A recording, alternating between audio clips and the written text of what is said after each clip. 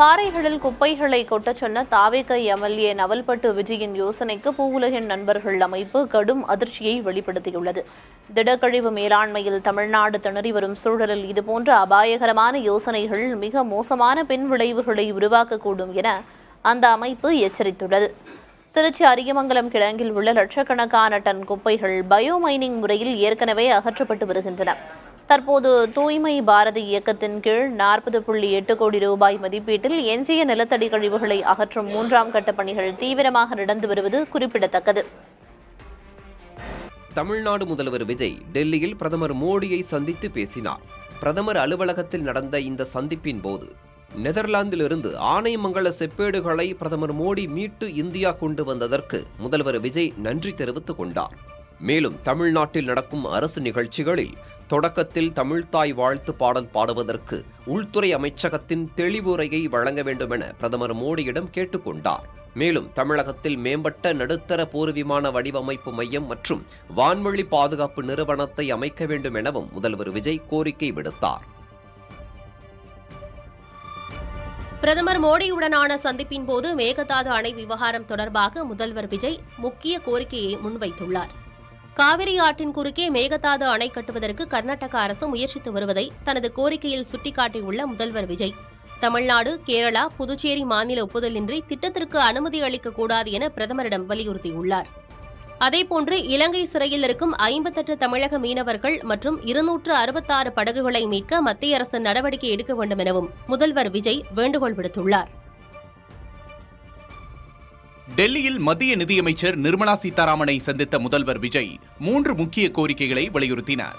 அதில் தமிழ்நாட்டின் வளர்ச்சிக்கு தேவையான துறைமுகங்கள், நெடுஞ்சாலைகள், ரயில்வே திட்டங்கள், தொழில் வழித்தடங்களுக்கு முன்னுரிமை அளித்து நிதி ஒதுக்கீடு செய்ய வேண்டுமென கேட்டுக்கொண்டார். கல்விச் சூழலை மேலும் வலுப்படுத்த தேசிய முக்கியத்துவம் வாய்ந்த கல்வி நிறுவனங்களை தமிழ்நாட்டில் நிறுவ வேண்டுமென முதல்வர் விஜய் வலியுறுத்தினார். அதேபோன்று ஒசூர், கோவை, மதுரை நகரங்களில் மெட்ரோ ரயில் திட்டங்களுக்கான நிதியை ஒதுக்கீடு செய்யவும் நிதியமைச்சரிடம் வேண்டுகோள் விடுத்தார். மத்திய உள்துறை அமைச்சர் அமித்ஷாவை தமிழக முதல்வர் விஜய் சந்திக்கும் திட்டம் ரத்து செய்யப்படவில்லை என அமைச்சகத்தின் அதிகாரிகள் விளக்கமளித்துள்ளனர். சந்திப்பிற்காக நேரமே ஒதுக்கப்படாத நிலையில் அதை ரத்து செய்ததாக கூற முடியாது என அதிகாரிகள் தெரிவித்தனர். முதல்வர் அலுவலகம் தரப்பில் அமித்ஷாவை சந்திக்க நேரம் கோரப்பட்டதாகவும், ஆனால் அலுவல் நெருக்கடி காரணமாக அவகாசம் வழங்கப்படவில்லை எனவும் உள்துறை அமைச்சகம் தரப்பில் கூறப்பட்டுள்ளது. மேலும் வியாழக்கிழமை அமித்ஷா தனது மக்களவை தொகுதியான காந்தி நகருக்கு செல்ல உள்ளதால் அன்றும் சந்திப்பு நடைபெற வாய்ப்பில்லை என உள்துறை அமைச்சக அதிகாரிகள் கூறுகின்றனர். டெல்லி சென்றுள்ள முதல்வர் விஜய் அங்கு தமிழ்நாடு இல்லத்தில் ஆய்வுப் பணிகளை மேற்கொண்டார். பிரதமர் மோடியுடனான சந்திப்புக்கு பிறகு தமிழ்நாடு இல்லம் திரும்பிய முதல்வர் விஜய் சிறப்பு நுழைவாயில் பகுதி, விருந்தினர்கள் காத்திருக்கும் இடம், வரவேற்பு அலுவலகம் ஆகியவற்றை ஆய்வு செய்தார். பின்னர் அங்கிருந்த அதிகாரிகளிடம் சில விவரங்களை கேட்டறிந்தார். தமிழக முதல்வராக பொறுப்பேற்ற பின் விஜய் முதல் முறையாக டெல்லி சென்றிருப்பதால் தமிழ்நாடு இல்லத்தின் செயல்பாடுகள் மற்றும் பணிகள் குறித்து ஆய்வுகளை நடத்தியது கவனத்தை ஈர்த்துள்ளது. கொடைக்கானல் தாலுகாவிற்கு உட்பட்ட வெள்ளக்கெவி மலை கிராமத்தில் சாலை வசதி இல்லாததால் கடும் வயிற்று வலியால் துடித்த இளைஞரை கிராம மக்கள் டோலி கட்டி தூக்கிச் சென்ற அவலம் நிகழ்ந்துள்ளது. கரடுமுரடான மலைப்பாதையில் இளைஞரை சுமார் 5 மணி நேரத்திற்கும் மேலாக தோளில் சுமந்து வந்தனர். பல தலைமுறைகளாக சாலை வசதியின்றி அவதிப்படும் தங்கள் அவல நிலையை போக்கி உடனடியாக சாலை வசதி ஏற்படுத்தி தர வேண்டும் என அப்பகுதி மக்கள் கோரிக்கை விடுத்துள்ளனர். தமிழக அரசின் சத்துணவு திட்டத்திற்காக நாமக்கல் குளிர்பதன கிடங்குகளில் சுமார் 20 கோடி முட்டைகள் இருப்பு வைக்கப்பட்டிருக்கிறது. பெற்றோர் மற்றும் சமூக ஆர்வலர்களிடையே கவலையை ஏற்படுத்தியுள்ளது. சந்தை விலை குறைந்த போது நஷ்டத்தை தவிர்க்க சப்ளையர்கள் முட்டைகளை அதிக அளவில் வாங்கி குவித்திருப்பதாக கூறப்படுகிறது. குளிர்பதன கிடங்குகளிலிருந்து எடுக்கப்படும் முட்டைகளை 48 மணி நேரத்திற்குள் பயன்படுத்த வேண்டும். இல்லையெனில் சில பாக்டீரியாக்களால் உணவில் நச்சுத்தன்மை ஏற்பட்டு குழந்தைகளுக்கு ஆபத்து விளையக்கூடும் என நிபுணர்கள் எச்சரிக்கின்றனர். பள்ளிகளுக்கு அனுப்பும் முன்பு முட்டைகளை முறையாக பரிசோதிக்க அவர்கள் வலியுறுத்துகின்றனர். பள்ளி குழந்தைகளுக்கு வழங்கப்படும் முட்டைகளின் சேமிப்பு காலம், தர பரிசோதனையில் தமிழக அரசு வெளிப்படையான கண்காணிப்பை மேற்கொள்ள வேண்டும் என்று பாஜக முன்னாள் மாநில தலைவர் அண்ணாமலை கூறியுள்ளார். அவர் வெளியிட்டுள்ள அறிக்கையில், மார்ச் மாதம் தலா ₹3.70 என குறைந்த விலைக்கு விற்றபோது 20 கோடி முட்டைகளை வாங்கிய ஒப்பந்ததாரர்கள் அதனை குளிர்சாதன கிடங்குகளில் சேமித்து வைத்திருப்பதாக வரும் செய்திகளை சுட்டிக்காட்டியுள்ளார். குழந்தைகளுக்கு வழங்கப்படும் உணவின் தரத்தில் எந்தவித அலட்சியமும் கூடாது என்று அண்ணாமலை வலியுறுத்தியுள்ளார். கரப்பாம்பூச்சி ஜனதா அமைப்பை முறையான அரசியல் கட்சியாக பதிவு செய்ய இந்திய தேர்தல் ஆணையத்திடம் விண்ணப்பிக்கப்பட்டுள்ளது. இவ்வமைப்பின் தேசிய அமைப்பாளராக தன்னை அறிவித்துக் கொண்ட ஹரியானா மாநிலத்தைச் சேர்ந்த வழக்கறிஞர் சுதீர் ஜாக்கர் இந்த விண்ணப்பத்தை சமர்ப்பித்துள்ளார். நாடு முழுவதும் கரப்பாம்பூச்சி ஜனதா அமைப்பின் மீது மக்களுக்கு ஒரு பிணைப்பு ஏற்பட்டுள்ளதால் அதற்கு அரசியல் தளம் தேவைப்படுவதாக அவர் கூறினார். இந்த அமைப்பை உருவாக்கிய அபிஜித் தீப்கே தற்போது வெளிநாட்டில் வசிக்கிறார். சமீபத்தில் உச்சநீதிமன்ற தலைமை நீதிபதி சூரியகாந்த் வேலைவாய்ப்பற்ற இளைஞர்களை கரப்பாம்பூச்சிகள் என்று விமர்சித்ததாக கூறியதற்கு எதிர்வினையாக தொடங்கப்பட்டதுதான் கரப்பாம்பூச்சி ஜனதா. சென்னையில் கடந்த 2 வாரங்களாக லேசான கோவிட்-19 பாதிப்புடையோர் எண்ணிக்கை அதிகரித்து வருவதாக மருத்துவர்கள் தெரிவித்துள்ளனர். காய்ச்சல், இருமல், மூச்சு திணறல், சோர்வு மற்றும் சுவை அறியும் திறன் இழப்பு போன்றவை இதன் முக்கிய அறிகுறிகளாக கண்டறியப்பட்டுள்ளன.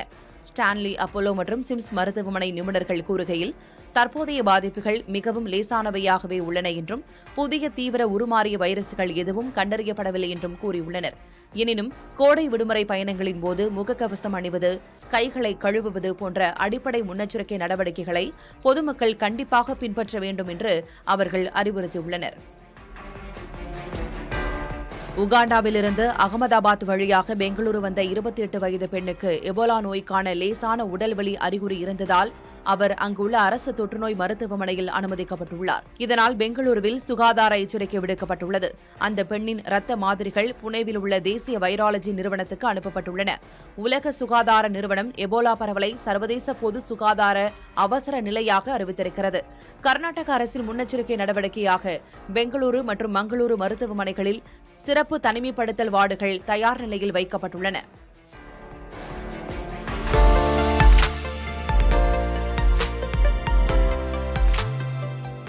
இந்தியாவின் முதல் ஹைட்ரஜன் ரயிலை இயக்க ரயில்வே வாரியம் ஒப்புதல் அளித்துள்ளது. ஹைட்ரஜனை எரிபொருளாக கொண்டு இயங்கும் இந்த ரயில் 10 பெட்டிகள் கொண்டது.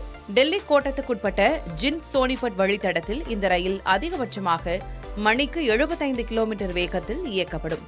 இதற்கான சோதனை ஓட்டங்களை ரயில்வேயின் ஆராய்ச்சி வடிவமைப்பு மற்றும் தரநிலைகள் அமைப்பு நிறுவனம் கடந்த மார்ச் மாதம் வெற்றிகரமாக முடித்தது. இந்த ரயில் விரைவில் பயன்பாட்டுக்கு வரும் என்று தெரிவிக்கப்பட்டிருக்கிறது. இதன் மூலம் ஹைட்ரஜன் ரயில்களை இயக்கும் ஜெர்மனி, ஸ்வீடன், ஜப்பான், சீனா போன்ற நாடுகளின் எலைட் பட்டியலில் இந்தியாவும் இணையும்.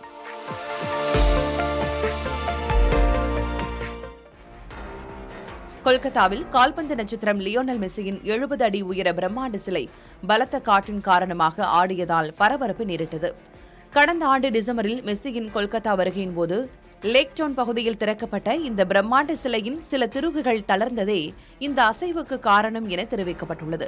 தகவல் அறிந்து சம்பவ இடத்திற்கு விரைந்து வந்த பொதுப்பணித்துறை மற்றும் காவல்துறையினர் ராட்சத கயிறுகளை கொண்டு சிலையை நாற்புறமும் பாதுகாப்பாக கட்டி நிறுத்தி சீரமைப்பு பணிகளை மேற்கொண்டனர். சிறு குறு விவசாயிகளுக்கான பயிர்க்கடனை பாரபட்சமில்லாமல் தள்ளுபடி செய்யக்கோரி விழுப்புரம் மாவட்ட ஆட்சியர் அலுவலகம் முன்பாக விவசாயிகள் சங்கத்தினர் ஆர்ப்பாட்டத்தில் ஈடுபட்டனர். இதேபோல் கடலூர் மாவட்டத்திலும் விவசாய சங்கத்தினர் ஆர்ப்பாட்டத்தில் ஈடுபட்டு தமிழக அரசுக்கு எதிராக கண்டன முழக்கங்களை எழுப்பினர்.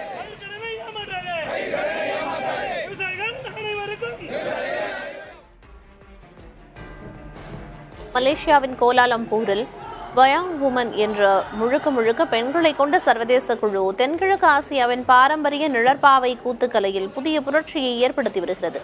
மலேசியா, இந்தோனேஷியா உட்பட பல நாட்டு பெண்கள் இணைந்து ஆண்களின் ஆதிக்கத்தில் இருந்த இக்கலையை முதன்முறையாக பெண் நோக்கில் அரங்கேற்றுகின்றனர். கதைகள் மூலம் தங்களின் சுய அடையாளத்தையும் பெண் மேம்பாட்டையும் பேசும் இவர்கள் பாரம்பரிய இசையோடு நவீன எலக்ட்ரானிக் இசையையும் கலந்து புதுமை படைக்கின்றனர். இக்கலையை அடுத்த தலைமுறைக்கு கொண்டு சேர்க்கும் நோக்கில் குழந்தைகளுக்கு மறுசுழற்சி பொருட்களை கொண்டு நிழற்பாவை பொம்மைகள் செய்யும் பயிற்சிகளையும் இக்குழு வழங்கி வருகிறது.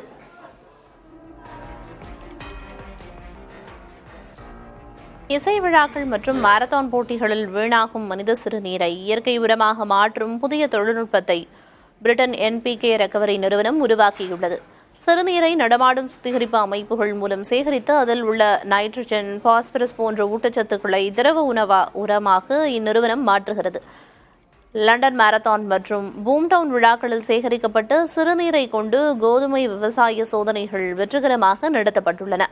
இந்த உரம் செயற்கை உரங்களுக்கு இணையாக செயல்படுவதாகவும் உரத் தட்டுப்பாட்டுக்கு இது ஒரு சிறந்த சூழலியல் தீர்வாக இருக்கும் என்றும் ஆராய்ச்சியாளர்கள் தெரிவித்துள்ளனர். அதிமுகவில் பழனிசாமியுடன் வேலுமணி அணி கைகோர்த்ததையடுத்து பழனிசாமிக்கு எதிராக சபாநாயகரிடம் கொடுத்த மனுவை வேலுமணி தரப்பினர் திரும்பப் பெற்றுள்ளனர். இது தொடர்பாக சபாநாயகர் ஜேசிடி பிரபாகரை நேரில் சந்தித்த அதிமுகவின் இரு தரப்பினரும் ஒரே அணியாக செயல்படப் போவதாக தெரிவித்துள்ளனர். எஸ்பி வேலுமணியை சட்டமன்ற குழு தலைவராகவும் விஜயபாஸ்கரை கொறடாவாகவும் நியமனம் செய்ய கோரி சபாநாயகரிடம் கொடுத்த மனுக்களை திரும்பப் பெற்றனர். இதேபோல் கட்சித் தாவல் தடை சட்டத்தின் கீழ் வேலுமணி தரப்புக்கு எதிராக கொடுக்கப்பட்ட புகார் மனுவை கே. பழனிசாமி தரப்பினரும் திரும்பப் பெறுவதாக சபாநாயகரிடம் கடிதம் அளித்துள்ளனர். நாங்கள் எப்போ ஒரே கழகத்தில் இருக்கிறோம், எங்களுக்குள்ள கருத்து வேறுபாடு தான், பிளவு கிடையாது. இப்போ ஆரம்பத்திலிருந்து பிளவுன்னே போட்டு அது கிடையாது, தெளிவாக சொல்லியிருந்தோம். ஆகவே அந்த கருத்து வேறுபாடு நீங்கிவிட்டது. இன்னைக்கு ஒற்றுமையாக அதிமுக வலுவோடு செயல்படும். அதே போல எங்களது அண்ணன் பொதுச்செயலாளர் அவர்களும் கண்டிப்பாக என்னுடைய கட்சியை நீங்கள்லாம் ஒற்றுமையை சேர்ந்து வழிநடத்தணும் என்று அவர்கள் கோரிக்கை விட்டார்கள். நாங்களும் இன்னைக்கு சந்தித்து தோல்வி அடைஞ்சிட்டோம். அதை அதெல்லாம் ஆராய்ந்து சரி பண்ணணும்னு சொன்னாங்க. இன்னைக்கு நாங்கள் ஒற்றுமையா இருந்து அதை சரி பண்ணக்கூடிய ஒரு வாய்ப்புகள் உருவாகிருக்கு. அந்த அடிப்படையில் நாங்கள் 2 பெட்டிஷன் வாபஸ் வாங்கிட்டோம். அதிமுகவில் பிரிந்திருந்த 2 தரப்பினரும் சேர்ந்த நிலையில் சபாநாயகருடனான சந்திப்பில் சி.வி. சண்முகம் பங்கேற்காதது பல்வேறு கேள்விகளை எழுப்பியுள்ளது. எஸ்பி வேலுமணி தலைமையில் அதிமுக எம்எல்ஏக்கள் பொதுச்செயலர் எடப்பாடி கே. பழனிசாமியை சந்தித்த போதும் அவர் கலந்து கொள்ளவில்லை.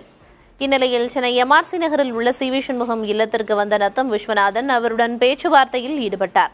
சுமார் 30 நிமிடங்கள் நீடித்த ஆலோசனைக்கு பிறகு செய்தியாளர்களிடம் பேசிய நத்தம் விஸ்வநாதன் சபாநாயகரிடம் வழங்கப்பட்ட மனுவை சி.வி. சண்முகமே வடிவமைத்ததாக தெரிவித்தார். அவர் தான் எல்லாமே தயார் பண்ணியே கொடுத்தாரு, டிராப்ட் எல்லாத்தையும். எல்லாம் ஒரு தப்பு, அவர் ஒன்றும் இது இல்லை, கரெக்டா அவர் இன்வால்மெண்டோட தான் பண்ணி கொடுத்தாரு. அவருடைய கைடன்ஸ்ல தான் இதெல்லாம் பார்த்தாரு. காலையில இருந்து நடந்த நடவடிக்கைகள் அவருடைய வழிகாட்டுதல்படி தான் நடந்துச்சு. இல்ல, அவர் தான் தயார் பண்ணி கொடுத்தாரு எல்லாத்தையும். அதிமுக எம்எல்ஏக்கள் அளித்த மனுக்கள் மீது ஆய்வு நடத்தி உரிய முடிவை அறிவிப்பதாக சபாநாயகர் ஜேசிடி பிரபாகர் தெரிவித்துள்ளார். தலைமைச் செயலகத்தில் சபாநாயகரை சந்தித்து பிரிந்திருந்த அதிமுகவின் 2 பிரிவினரும் ஒன்றாக சேர்ந்து மனுக்களை அளித்தனர். இதன் மீது ஆய்வு செய்து என்ன நடவடிக்கை எடுக்கப்படும் என அறிவிப்பதாக சபாநாயகர் கூறினார். அனைத்து இந்திய அண்ணா திராவிட முன்னேற்ற கழகத்தின் சார்பில் தேர்ந்தெடுக்கப்பட்ட மாண்புமிகு சட்டமன்ற உறுப்பினர்கள் ஏற்கனவே பேரவைத் தலைவர் என்ற முறையில் என்னிடம் சில மனுக்களை அளித்திருந்தார்கள். அவையெல்லாம் ஆய்வில் உள்ளது, என்னுடைய நடவடிக்கையில் உள்ளது. இதற்கிடையில் இன்று காலை என்னை சந்தித்து இருவேறு குழுக்களாக இருந்தவர்கள் தனித்தனியாக மனுக்களை அளித்திருக்கிறார்கள். அவைகளெல்லாம் என்னுடைய ஆய்வில் இருக்கிறது, நடவடிக்கையில் இருக்கிறது. நாளை காலை முறையான என்னுடைய முடிவை இங்கு அறிவிக்க இருக்கிறேன். இடைத்தேர்தலில் ஆளும் கட்சிக்கு எதிராக அனைத்து எதிர்க்கட்சிகளும் ஒன்றிணைந்து பொது வேட்பாளரை நிறுத்தும் அளவுக்கு தள்ளிவிடாதீர்கள் என பாமக தலைவர் அன்புமணி தெரிவித்துள்ளார். தங்கள் கூட்டணி வாக்குகள் மூலம் வெற்றி பெற்ற அதிமுகவின் 4 எம்எல்ஏக்கள் ராஜினாமா செய்திருப்பதாக ஆவேசமாக பேசிய அன்புமணி இடைத்தேர்தலில் அவர்கள் படுதோல்வி அடைவார்கள் என்றும் குறிப்பிட்டுள்ளார். மக்களுடைய தீர்ப்புக்கு எதிரான ஒரு செயல் இது. அப்படி ஒரு இடைத்தேர்தல் வந்தால் நிச்சயமாக இந்த 4 வேட்பாளர்களும் படுதோல்வி அடைவார்கள். இன்னும் சொல்ல போனால் ஒரு சூழல் வரும், இந்த இடைத்தேர்தலில் ஆளுங்கட்சிக்கு எதிராக அத்துணை எதிர்க்கட்சிகளும் ஒன்று சேர்ந்து ஒரு பொது வேட்பாளரை கூட நாங்கள் அறிவிப்போம். அந்த அளவுக்கு எங்களை தள்ளாதீர்கள். திமுக கூட்டணியில் காங்கிரஸ் கட்சி இருந்த காலங்களில் பெரிய சங்கடங்கள் ஏற்பட்டுள்ளதாக திமுக முதன்மை செயலர் KN நேரு விமர்சித்தார். திருச்சியில் மத்திய மற்றும் வடக்கு மாவட்ட திமுக செயல் வீரர்கள் கூட்டம் கட்சியின் முதன்மை செயலரும் சட்டமன்ற எதிர்க்கட்சி துணைத் தலைவருமான KN நேரு தலைமையில் நடைபெற்றது. அப்போது திமுகவின் அரசியல் நிலைப்பாடு மற்றும் கூட்டணி கட்சிகளின் ஆதரவு குறித்து பேசிய அவர், கடந்த காலங்களில் காங்கிரஸ் கட்சி திமுகவை இக்கட்டான நிலைக்கு தள்ளிய வரலாறும் உள்ளதாக தெரிவித்தார். இரண்டு கம்யூனிஸ்ட் கட்சிகளும் தர்க்க ரீதியாக பிஜேபி ஆட்சிக்கு வந்துவிடக்கூடாது என்ற காரணத்துக்காக அவரோடு நாங்கள் ஆதரவு தருகிறோம் என்று சொல்லி சென்றிருக்கிறார்கள். விடுதலை சிறுத்தைகள் அவருடைய அமைச்சர் பொறுப்பேற்று சென்றிருக்கிறார்கள். அதே போல காங்கிரஸ் கட்சி நம்மோடு இருந்து காங்கிரஸ் எப்போதெல்லாம் நம்மோடு இருந்ததோ அப்போதெல்லாம் பெரிய சங்கடத்தை ஏற்படுத்திவிட்டு நம்மை முதலிலே காட்டிவிட்டு சென்றது காங்கிரஸ் சென்று விட்டார்கள். அப்படி சென்று விட்ட பிறகு அவர்களும் அமைச்சர் பதவியை பெற்றிருக்கிறார்கள். விடுதலை சிறுத்தைகள் அமைச்சர் பதவி பெற்றிருக்கிறார்கள். அதிமுக 2ஆம் கட்டத்திலிருந்து அவர்கள் பாதி பேர் அமைச்சராக ஆகும் என்றெல்லாம் சொன்னார்கள், சென்றிருக்கிறார்கள். இப்போது நமக்கும் அவர்களுக்கும் உள்ள வித்தியாசம் எவ்வளவு என்று சொன்னால் வெறும் 17 லட்சம் வாக்குகள் மட்டும்தான்.